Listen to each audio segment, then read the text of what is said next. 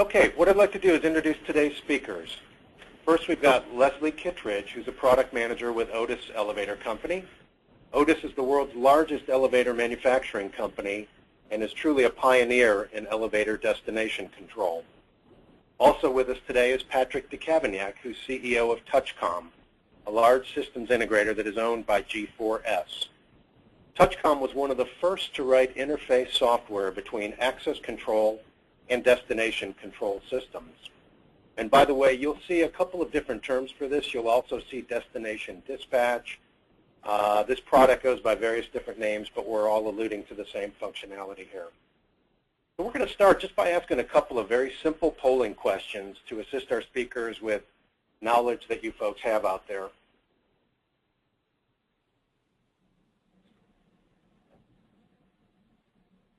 Okay, we are launching the polling questions.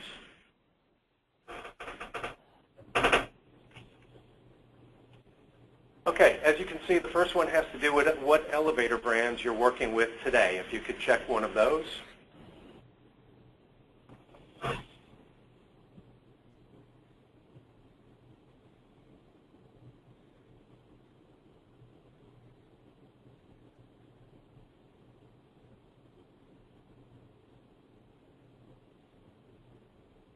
Okay, bear with us 1 second. We're tallying those numbers.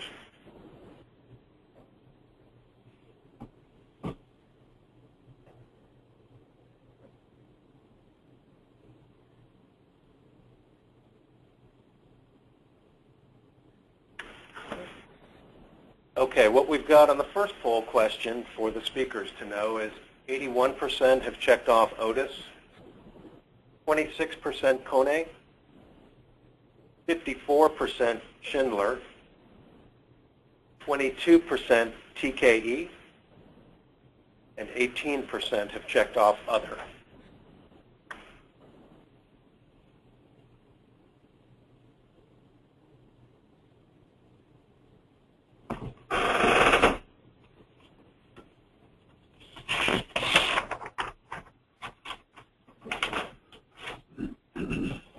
Okay, and we're bringing up one more poll question. 1 second, please.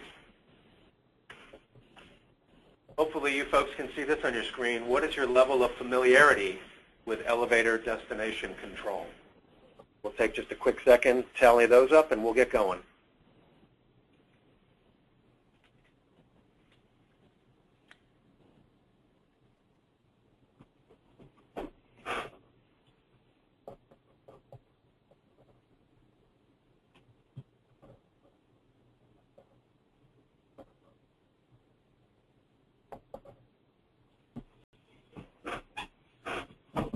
Okay, results of that poll question, we've got 29% who have never heard of it, 23% who have read a white paper, 35% have a good grasp of the concept, 10% have actually applied it before, and it looks like 2% could write a book on it. All right. All right, well, thank you very much for that. We appreciate that very much.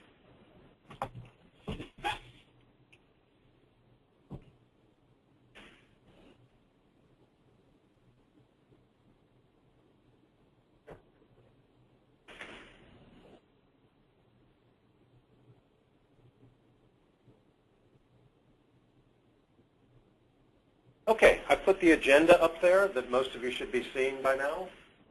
A quick run through that. First, we're going to talk about elevator destination control, just an overview and the benefits, which Leslie is going to address.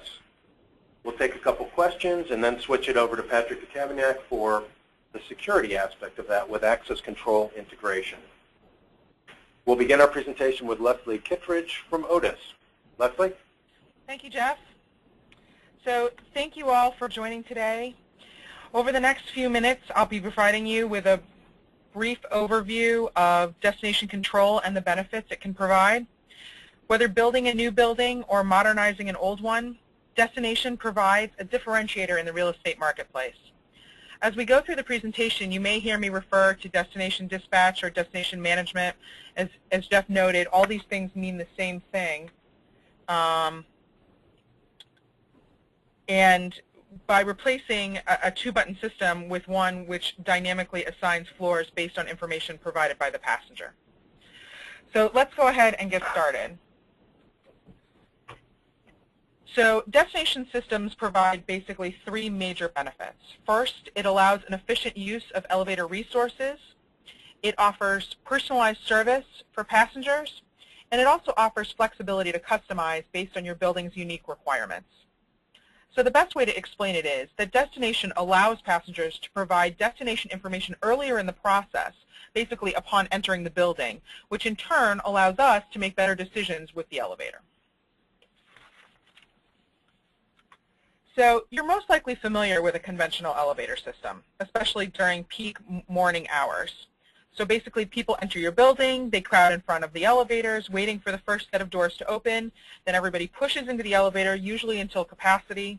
Those on top floors, often your most important tenants, are then forced to visit every floor on the way to their final destination. Now, by asking passengers to state their destination preference earlier in the process, we can divide passengers into more logical traveling groups and assign elevators appropriately. By doing this, we reduce overall waiting time, eliminate confusion and competition for an elevator, reduce overall passenger anxiety, and in fact, passengers' entire perception of waiting time changes since they don't perceive the time that they spend walking from sort of the touchscreen, the keypad, the security turnstile to an assigned elevator as actual waiting time. The result is basically more organized lobbies, less overall travel, and less overall wait time. So how does it work? All passengers enter their destinations prior to boarding the elevator using an intuitive mechanical keypad or touchscreen, or if there's a security interface, they can provide card credentials. Passengers instantly receive a personalized elevator assignment based on their requested floor. As the passenger travels to the assigned elevator, it's already on its way to meet them. Passengers then enter their assigned car, ensuring a more comfortable ride with fewer people per car and stops per car. All the major elevator companies have their own unique algorithm or way of assessing demand and meeting it. Our system uses intelligent and advanced technology that groups passengers by common, contiguous, nearby destinations. This provides orderly traffic flow with people of like destinations traveling together. You can see from the picture on the right sort of how we do this. Again, people are not stopping at every floor on their way to their destination. Our system is constantly evaluating real-time traffic demands to dynamically update based on the current situation, providing optimized traffic flow all day long. Destination control also meets code for accessibility. Most systems have some combination of audio and visual cues, extended time to enter information, extended time to reach the elevator, extended door open time, and may even offer adjacency, which means that they assign the closest car to that passenger.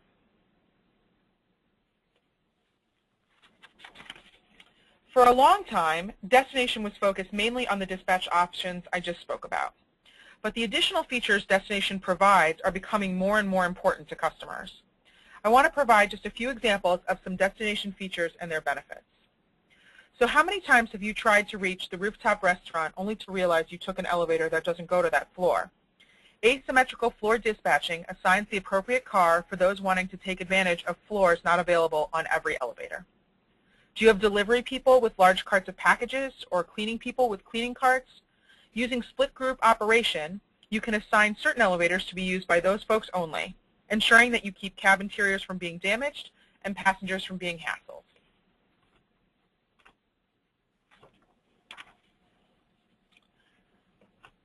Would you like to be able to provide your VIPs with express service? By giving certain passengers a specific code or credential, the elevator will be called just for them, making no stops other than their final destination. And similar to asymmetrical dispatching, do you have several banks of elevators which service different floors to express cars? Multi-group routing, again, assigns passengers to an appropriate elevator to ensure they reach their floor and as quickly as possible. In addition to the features we just spoke about, destination does provide some level of basic security. Using a floor matrix, passengers can be restricted from traveling to other floors they don't have access to. And passengers can even be separated in the lobby. An example of this would be a court building, where judges, juries, and criminals could all be separated into separate cars. Certainly, the next step is to integrate security and destination dispatch together. By integrating security with a destination system, it allows you to use this functionality to provide a complete building solution. You'll hear more about how this is actually achieved from Patrick in just a moment. So I hope you can see how a destination control system would benefit you and your building. Thank you so much for your time. And at this time, I'll be happy to take a few questions. Jeff? Okay, thanks, Leslie. Right now, we have no questions turned in. I'll pause just for a minute. If anybody has anything, you see the box where you can enter those. If not, we'll just keep trucking through here.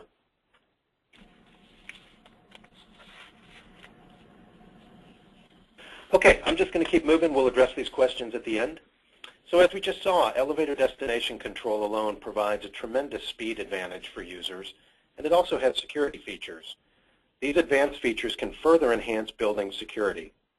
For that topic, we'll turn to Patrick DeCavignac of Touchcom. Patrick? Okay, thank you, Leslie, and thank you, Jeff. Now, it's my mission to explain how a modern security system interfaces, or should I say integrates, with a destination control system. Just by way of background, let's quickly look at how the interface between a security and an elevator system is done in the traditional way. Card readers are installed inside the elevator cars, and then relays are installed inside the elevator machine rooms to enable or disable the floor call buttons inside the elevators. And it should be noted that minimally you need one relay per floor per car, and 2 relays if you want a so-called floor recognition feature. So in a 50-floor building that wants floor recognition and has 20 elevators each making 16 stops, you would need 640 relays and 1,560 terminations to be made.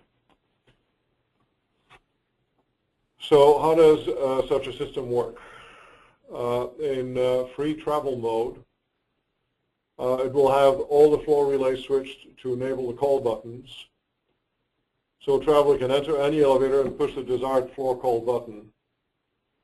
The elevator will travel, but it should be noted that this activity is undetectable by the security system, so there's no way of making a record of the trip in the security databases, should one be needed. In secure mode, the system will have all the floor relays set to disable the call buttons. So travelers must know to present a card before pushing a call button. When a card is presented, the system enables the relays that correspond to the card's access rights for approximately 3 seconds, giving the traveler the opportunity to press a call button. If the traveler presses an enabled call button, it will light and the elevator will travel. Otherwise, it will not light and the elevator will not travel. You can note that at this time, you can actually create an event in the security databases. Typically, it indicates the time of day, the card number, and the elevator that was traveled, but not the requested floor, unless the floor recognition add-on is installed. And often it is not because of the additional cost. So now let's look at how a destination dispatch system is set up. Distinctly, there are no card readers inside the elevators, as there were before. Instead, the readers are associated with the lobby call stations. There's also no relays in the elevator machine rooms. Instead, there's a communication between the two systems' computers via IP. So the diagram on the left shows the fairly simple connections that are needed to provide the destination interface. Compare that to the diagram on the right that shows what's needed to support just one elevator in the traditional setup, and there's no question that one benefit you'll have is that the electrical work to integrate security with a destination dispatch system will be far less costly. The destination dispatch system can operate in several modes.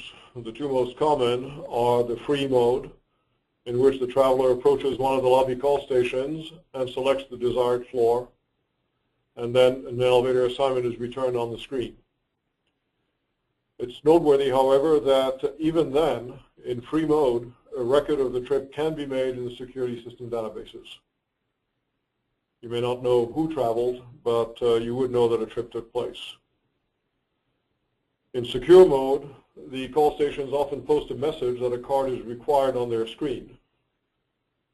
So there's no question that a card needs to be shown or doesn't.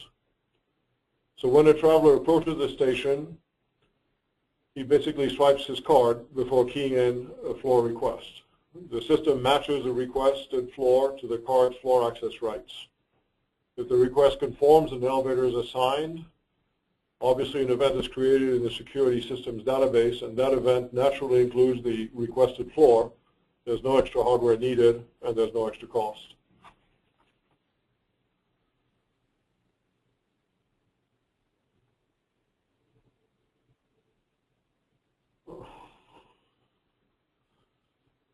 This screen here shows two lobby call stations.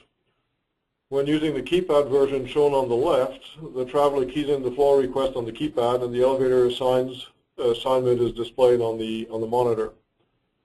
If the system is in secure mode, a card must first be swiped. If the touchscreen version on the right is used, the message asking for card swipe is initially displayed on the screen when the system is in secure mode. When the card is swiped, the screen displays the authorized floor. The traveler touches the desired floor and the corresponding elevator assignment is displayed. It's a pretty quick, simple interface both ways.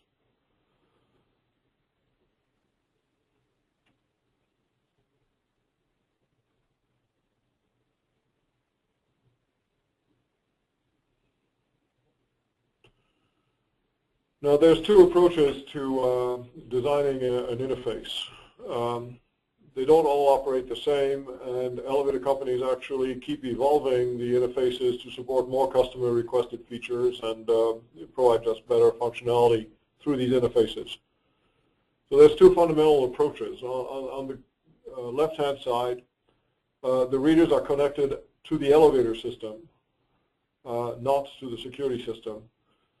And the interface between the computers is used for the security system to pass on a copy of the entire cardholder database, including the floor access rights, to the elevator system. And then it refreshes that database as changes occur in the security system databases. So it's the elevator system that makes all the access decisions by reference to the received database, and it reports back all of its decisions so the security system can update its events database. In the right-hand scheme, the card readers are connected to the security system, as is usually the case. The security system validates the cards as they are swiped and calls upon the elevator system to assign or deny an elevator on a case-by-case basis. And then it posts the decisions in its events database as usual. So the fundamental difference between these two methods is that the left-hand scheme relies on a database transfer between the two systems, where the other is essentially a transaction-oriented interface scheme, one transaction at a time. The floor access table is an important feature of the interface. It is configured via a special user interface module in the security system, and it serves to specify what floors can be accessed at a specific time of day from each of the other floors in the building. So this next slide shows, comes up, an extract of the floor access table as it is configured at 100 Pine Street in San Francisco.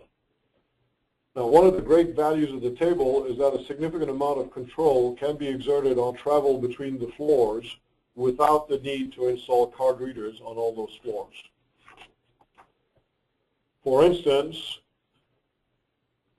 full floor tenants can restrict travel to their floors from other floors without the requirement that there be card readers on those floors.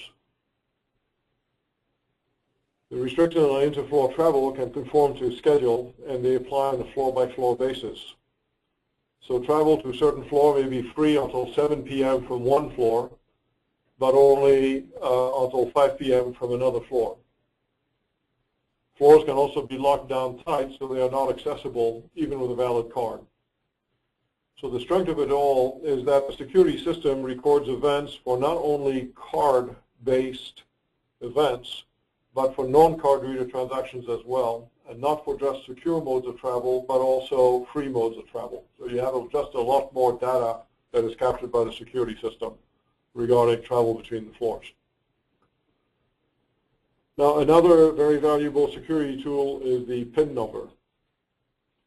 Certain individuals, such as building engineers or cleaners, should not be hampered from traveling from one floor to another, no matter how the restrictions have been set. So such individuals can be given a PIN number that they can enter at the call stations.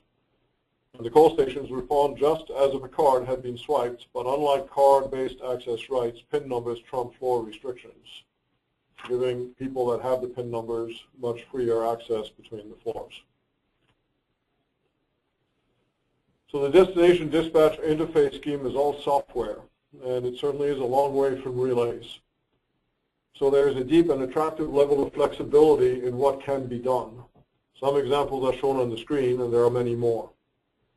One that is sexy is where personnel records in the security database may carry a flag, for instance, to flag somebody as a disabled person or a VIP. This information is passed on by the security system to the elevator system when a card is swiped. So, for instance, the elevator system can be programmed to assign an elevator specifically to a VIP for direct, unaccompanied travel to the person's default floor. Another recent example of deep integration is the placement of the elevator assignment screens inside the turnstiles. With this in place, a single card swipe at the turnstile validates the cardholder for access to the property, as is typically the case, but it also generates an elevator assignment to the person's default floor. So just a single card swipe will give you both access to the building and an elevator assignment. So such features effectively mix convenience and an extra layer of security for the individual served. So beyond the basic benefits of the destination dispatch formula and the improved security that is possible with it, there is a great flexibility of a purely software-based solution. It promises to make it easier for owners to have a combined elevator and security system that continues to meet the changing needs of the tenancy. So this concludes our presentation, and I'll pass control back to Jeff, who will open the floor to questions. Great, thank you, Patrick. Okay, we'll now go ahead and answer as many questions as we can. You can type your questions into the question field on your monitor, as we discussed a little bit earlier. So please go ahead and do so now. We've got a few in, but we'd love to see more. Okay, I'm going to read the first one.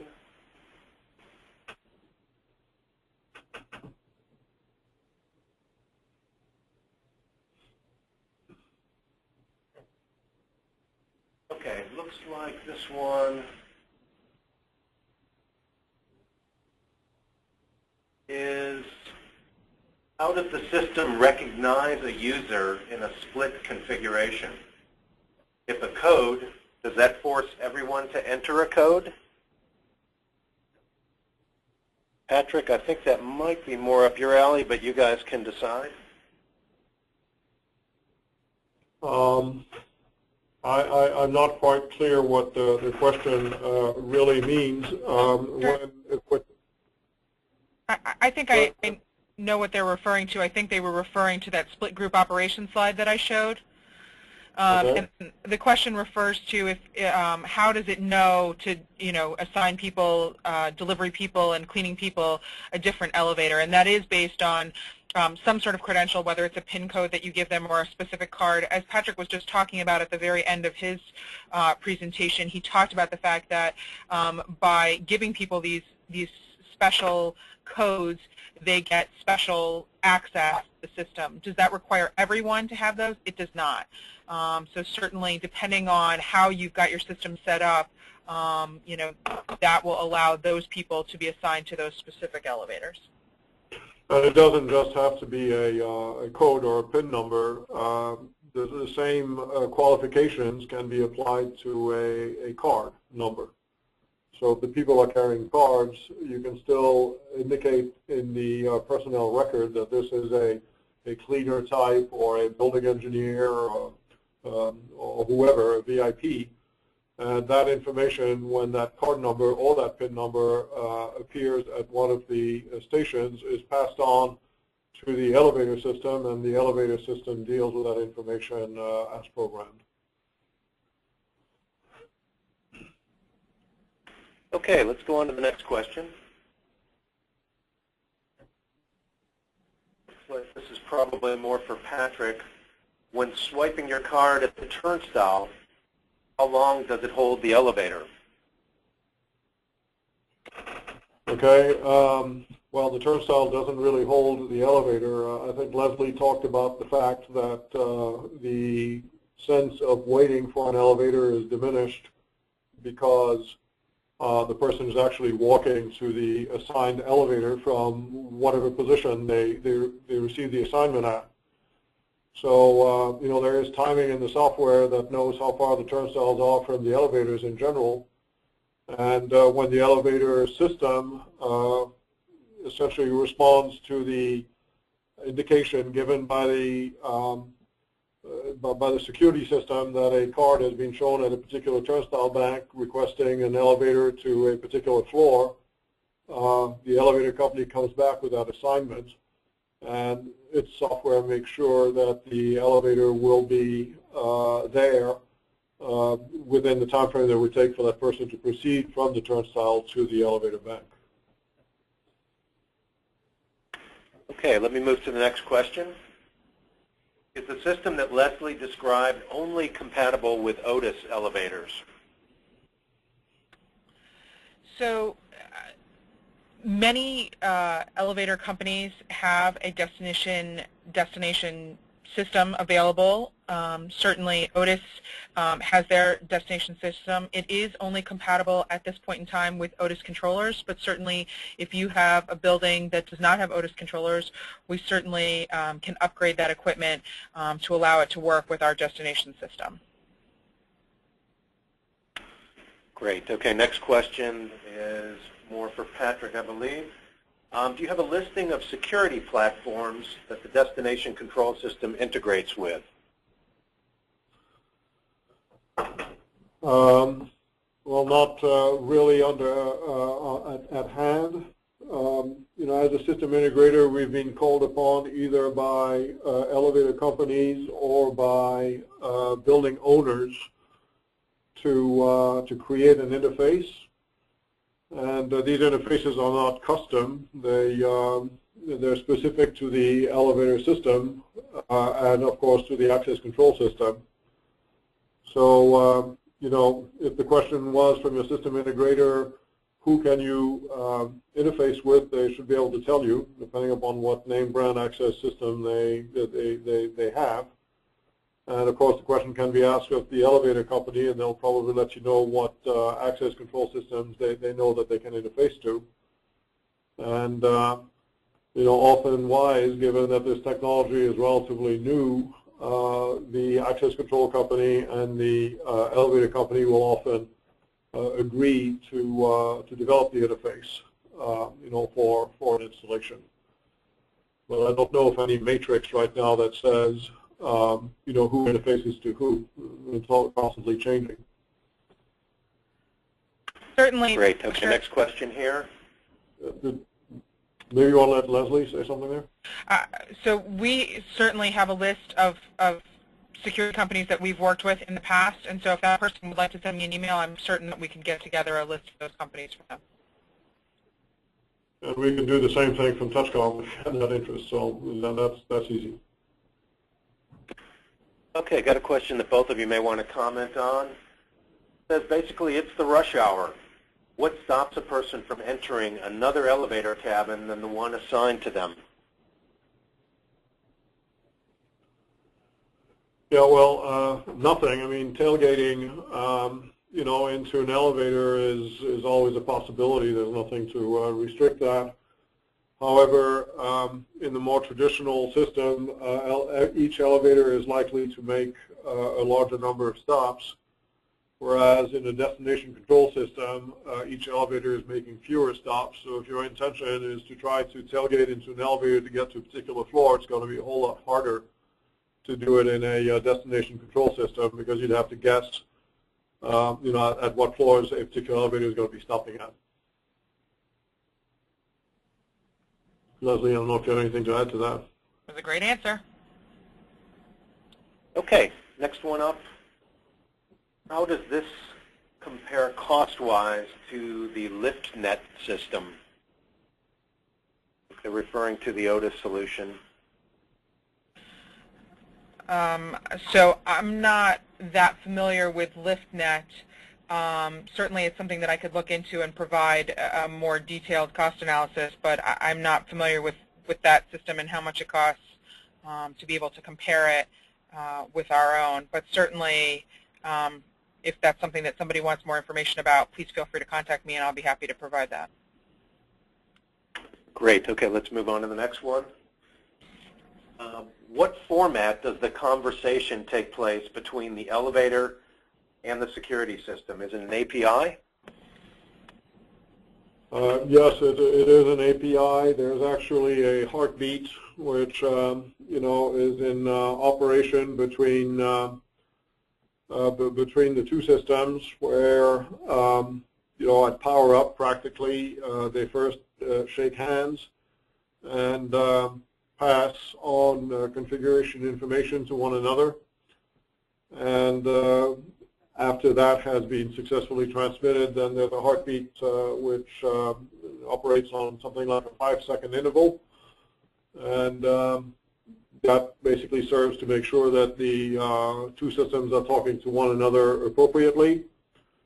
And if by chance there's a loss of communication from one system to the other, then it's recognized by the two systems, and there are fallback states that these systems can assume, so that elevator service will continue to operate properly, possibly in degraded mode, but still continue to operate. Okay. Who would you two say is normally specifying this solution? In a new construction environment, is it the security consultants, or who specifies this system? So certainly it comes from a variety of actually different sources. Elevator consultants, several of them are fans of destination dispatch and are interested in discussing it when they are elevatoring a building. Certainly architects and GCs more and more are looking at this as a way to, in some situations, depending on the building, lower the number of elevators required. There's certainly a lot of different opportunities of where this might come from. Certainly, a security provider might be another place where the notion might come from. We see it from a lot of different areas these days.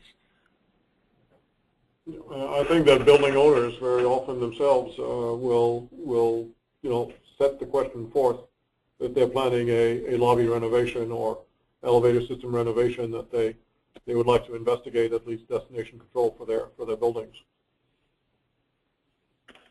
Okay, next question I think again addresses both of you.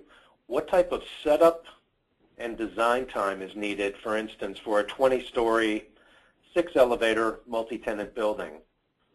And the second part to that question is, are there forms and on-site training for security or facility directors? So I couldn't necessarily give specifics as to design time, et cetera. I mean, it's very specific to the building. Certainly, we have a solution that sort of works out of the box, and we can take it to whatever level the customer is interested in. Certainly, with the different fixtures that we have available, et cetera, we're going to customize it to meet your requirements. That said, as far as materials, we do have sort of a process that we use once destination has been installed to train customers on how to use the system, as well as a piece of collateral that we can give out that helps customers learn how to use the system. And again, we customize that based on the customer's application. So depending on what type of people will be using the elevator, if it's an office building, et cetera. We'll work with you to make sure that your customers understand the system and are able to use it. One of the things I will say is, typically in the past, we've heard a lot of people say, oh, I'm nervous about installing this system, because certainly it is a change from the normal paradigm. What we find is in most buildings, the transition is a lot smoother than one would expect. The system is relatively intuitive, and depending on how you set it up, you'd actually be amazed at how quickly people sort of take to it and how quickly people sort of integrate it into their normal, daily way of life. Certainly we were surprised at that. Yeah, I guess I would second that observation. In every building that we've worked in with destination control, the acceptance has been very quick and pretty easy. In terms of getting things ready to install it, it's not really all that different from installing a traditional interface from a security systems point of view. We just need to basically consult with the owner or the property manager. Usually that's done in conjunction with the elevator company, so it's a three-party kind of a deal where we review the capabilities of the integrated system and select the features that are of interest to that particular building. And then it's just a conversation between Touchcom and Otis or to agree on how the databases will be constituted, and then we go about constituting the databases and then run a fairly standard test between the two systems.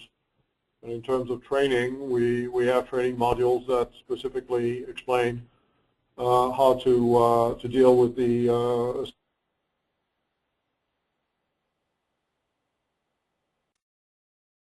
if the screen were inside the turnstile, then the elevator assignment will be made right there at the screen. If not, the visitor will proceed on to the lobby call station and show his visitor badge the same way a tenant would have shown a card. And the system will communicate with the elevator system exactly the same way, and it will result in a car assignment to the proper floor. Okay, next question, and we do have a lot of them here, which is great. Can you explain the difference between having the elevator system holding the access information and allowing access based on that versus the access control system receiving the card read and sending info back to the elevator system stating that it's a valid read and has access to floors 5, 7, 8, for example? Well, it's I guess it's a matter of philosophy as to how that's done. In the event that the full database is passed on to the elevator system, there has to be some fairly strong software precautions to make sure that the security system database and the elevator system database remain always in very close sync. And one of the issues, particularly in multi-tenanted office buildings, is that there may be several card formats being used. Multiple tenants may have different card formats that security systems nowadays know how to recognize pretty well, at the turnstile readers and so on. And given the state of the technology right now, that issue is sometimes a problem. When the elevator company essentially has to go ahead and do the same thing. But those elevator companies that use the solution of having the databases stored in their own system feel that they can do a better job of providing some of the special features that that are possible with the destination control system. The other solution, which is kind of the transaction-oriented solution, is, in our opinion, simpler, because if there is an issue to troubleshoot, it's really just on a transaction-by-transaction basis. It's much easier to get to than when you have synchronization issues between two databases. And the elevator companies that are essentially dedicated to that solution feel, as we do, that all the information that's needed for the special features are easily held in a good modern security system database and passed on so that the elevator company can program its system to provide the same benefits. So ultimately, it's just a matter that there's two different approaches that have some advantages and some disadvantages of implementation. Okay, next question has to do with fire integration. How is fire control for the elevator handled? I don't know, Leslie, if you want to take that one, but no differently than in a traditional system. The fire signal is always present in the elevator machine rooms, and the elevator system is capable of disregarding anything that the access control system is telling it in the event that there's a fire signal. Couldn't have said it better myself. Okay, here's a situation. If a tenant has access to multiple floors, how can they enter a destination when using a turnstile? Okay, again, in a modern access control system, there's the ability to capture what essentially you could think of as a default floor, which usually is the floor where the person has their offices, their place of work. So that would be the floor that they presumably would travel to most frequently, and that is the floor to which the for which the elevator assignment is made. And in most cases, the screen doesn't just display the elevator assignment, but also tells you to what floor, for what floor that elevator assignment is, just in case you're new and you don't remember what floor you work on, that kind of stuff. But if it turns out that for some reason you don't want to go to that floor and you want to go, say, to the cafeteria floor or something, then on the other side of the turnstile, there's a lobby call station that can be used to make a different request. So in that case, you would probably show your card, punch in the floor that you really want to go to, and you'd get a new elevator assignment, and the one that you received the turnstiles would be wasted.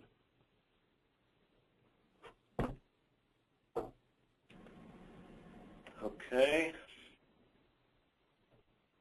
There are a lot of specific questions about different access controls, and I think we'll handle those one-on-one, and we touched on it a little bit with other security integrations. Here's one that asks, does the elevator hold access information for the card holder and allow access based on that, or is there constant interchange between the access control system and the Otis equipment? That's a good point. It turns out that I said that at Power Up there was a handshake, and where the two systems exchange configuration information, and a certain amount of basic information that would be needed to be able to operate is actually exchanged in that period of time. So the general design goal was to minimize the amount of transactions that would be necessary between the two systems to come up with a good elevator assignment. But in the scheme between certainly between Touchcom and Otis, the security system philosophically is thought of as being the custodian of all activity, all activity between the floors. So the elevator system says, hey, you tell me where you want to go, and I'll go ahead and give you the right elevator. But it didn't want to hold the information as to where people needed to go. the elevator companies that receive the entire database, that's different. They hold that information right there and make the decisions right there. And then they have to go ahead and pass on the event so that the security system can record it and allow people to report on what's happened. Okay, next question looks like it's for Leslie. Is there any indication inside the cars as to what floors it's registered or will be stopping with so that people inside know that they got into the right cab? Yes. So there is a car annunciator that actually, it fits into the door jamb that actually lights up with the different floors. The buttons also in certain configurations can be used as basically an annunciator. They'll light up. They won't function, certainly. In most situations, we cover over that car operating panel, but certainly, there is two different types of annunciators that we have. One is sort of an LED, and then we have another one that is an LCD that enunciates what floors people are going to in that particular car.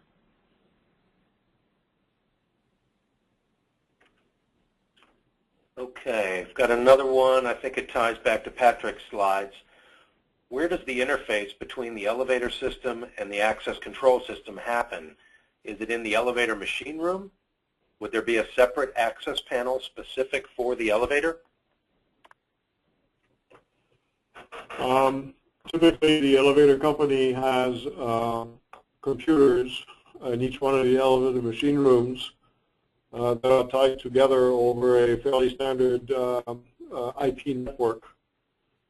And typically a security system has several computers that are all tied together over an IP network as well. And so the way things are interfaced is that a bridge is established between the security network and the elevator network so that communication can happen between the two. Okay, we're getting down to the last few here.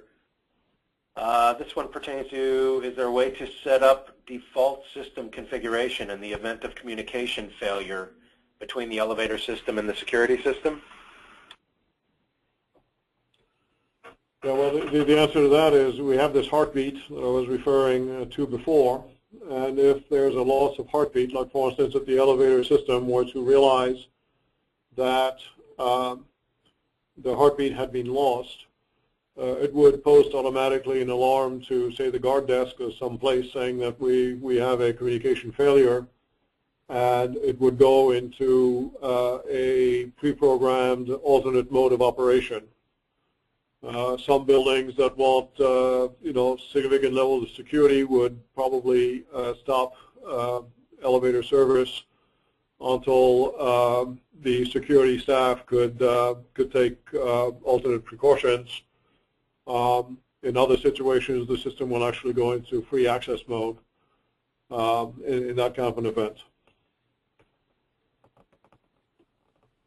Okay, I've got three more here. Leslie, I've got one for you. Are there any green benefits to elevator destination control systems like yours? Certainly, by using the elevators more efficiently, in fact, we do see a reduction in use of energy, depending on the system that you use and depending on, the types of elevators and, the passenger loads, et cetera. Certainly, it's more in certain situations than in others. But yes, there certainly is an energy savings here when using a destination system. Okay, last question for today, but both speakers will be available, and I'll show you in a moment how to reach them. But I've got one more here for Patrick. Are there references that you can share afterwards with people? And really it pertains to both of you, but it's a good question. Can you share references, or do you have case studies existing that you could share with some of the audience? We would be pleased to share references. If anybody wants specifics, please contact me. But out of the box, 1095 Avenue of the Americas is a Class A building that has been operating a system, a destination control system. 11 Times Square is a brand new building that has just been installed with destination control. In those two are in New York. In San Francisco, there's 180 Sansom Street, which we've done. There's also, I think, 415 Market Street. So a good number of systems that have been in operation for now some time that we certainly could reference for people that would like to talk to to building owners that have had these systems installed for a while. Okay, great. Everybody should see contact information for both of our speakers today. That's going to do it for our questions. Importantly, Smarter Security Systems will be demonstrating an elevator destination control system that will be embedded in one of our fast lane glass gates next week at ASIS in Dallas. We invite you to stop by and say hello. You'll find us at booth number 815 if you'd like to see the system operating. And also, if you have any further questions for our speakers, like I said, there's two ways that you can see right there to contact them. They're more than happy to engage with you beyond this event. I'd really like to thank Patrick and Leslie. This took a lot of work, a lot of great information today. It was a great talk on our topic. And remind you that this webinar has been brought to you by Smarter Security Systems. We invite you to join us for another webinar in the future. We do these periodically. We will email you a brief survey to share your experience at this event. And we really do value feedback. We're always trying to improve these for future webinars. So again, thank all of you very, very much for your time today, and hope you got as much out of it as we did. That concludes for today. Thank you very much.